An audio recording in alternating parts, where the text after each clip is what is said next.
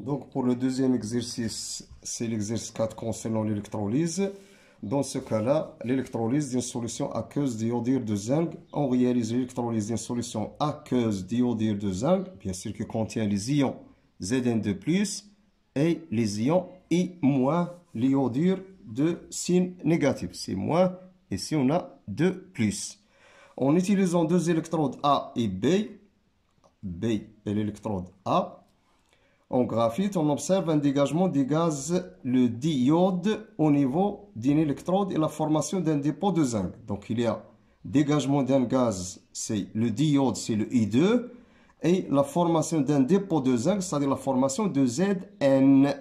La figure ci-contre représente le schéma dispositif expérimental utilisé pour réaliser cette électrolyse. On donne la masse, etc.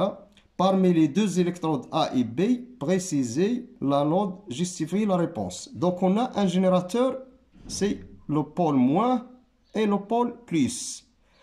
Donc le pôle moins lié à l'électrode A, c'est la cathode, et le B au plus, c'est l'anode. Donc parmi les deux électrodes A et B, précisez l'anode. Donc l'anode, c'est le pôle plus, et le pôle plus, c'est l'électrode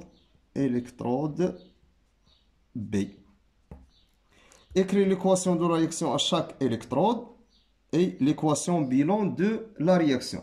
Donc on commence par au voisinage de l'anode. Faites attention. Au voisinage de l'anode, qu'est-ce qu'on a dans cette solution? On a les ions et- et les ions Zn2+. Puisqu'on a ici le pôle plus, c'est l'électrode B, donc les ions et- vont migrer vers le pôle plus, c'est-à-dire au voisinage de l'anode. Donc il y a transformation de I- qui se transforme bien sûr en quoi? En I2. Parce que l'iode ne va pas donner le zinc. Donc on a I- qui migre, c'est-à-dire se déplace vers le plus, c'est l'électrode B. On va subir une transformation pour donner le I2. On équilibre au niveau de l'élément chimique. 2, ici on a 2 fois. Au niveau des charges, ça sera ici 2 électrons. Donc ce sera une oxydation. Au voisinage de la cathode, qui est le pôle moins, ici bien sûr on a le pôle plus. Donc la cathode qui est négative, c'est-à-dire l'électrode A, va capter les ions Zn2+. Donc Zn2+, vont subir une transformation pour donner le Zn. Comment se fait cette transformation? C'est lorsqu'il capte 2 électrons. Donc ça sera une réduction. Donc on a la réaction 1 et la réaction 2.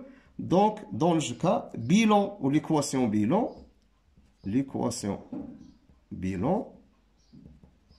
c'est la somme de 1 plus 2. Faites attention.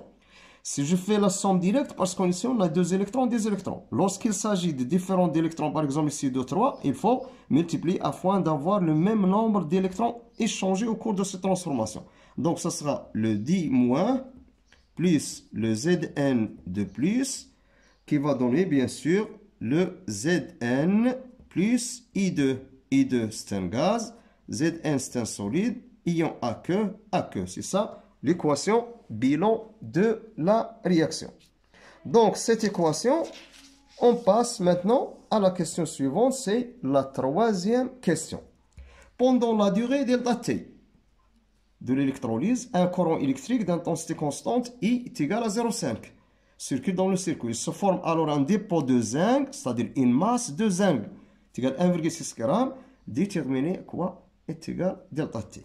C'est bien sûr, on va utiliser le tableau d'avancement avec la réaction bilan.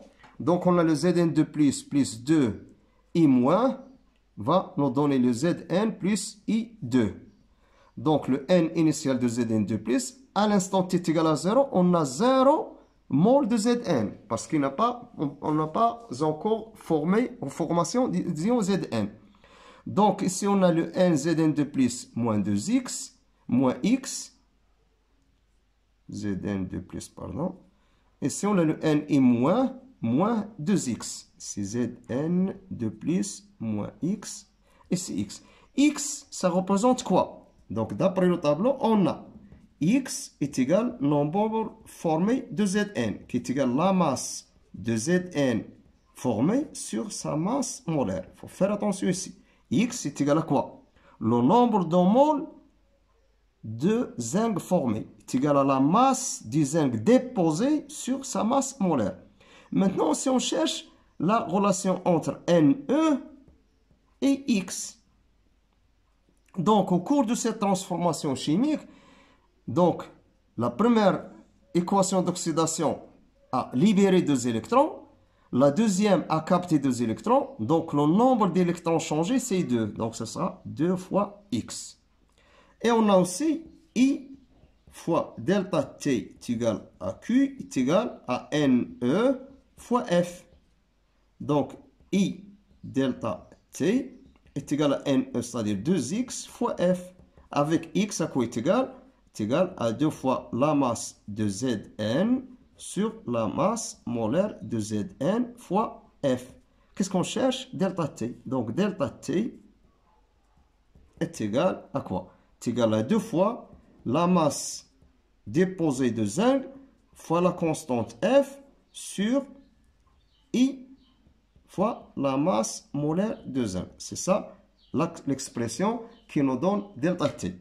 Application numérique, ça donne delta T est égal à 2 fois la masse de zinc, c'est 1,6 fois F qui est égal à 9,65 fois 10 à la puissance 4, donc c'est un 10 à la puissance 4, divisé par l'intensité de courant qui circule dans le circuit, c'est 0,5, fois la masse molaire du zinc, c'est 65,4. Après application numérique, on trouve que le delta T est égal à 157,4 minutes. Donc, c'est ça la valeur de delta T. Donc, dans ce cas-là, ces exercices, il faut faire attention toujours. Soit il s'agit de pile ou de l'électrolyse, il faut faire attention toujours à ce qu'on appelle les équations de la réaction, c'est-à-dire les équations qui se passent, les demi-équations qui se passent au niveau de l'anode et au niveau de la cathode.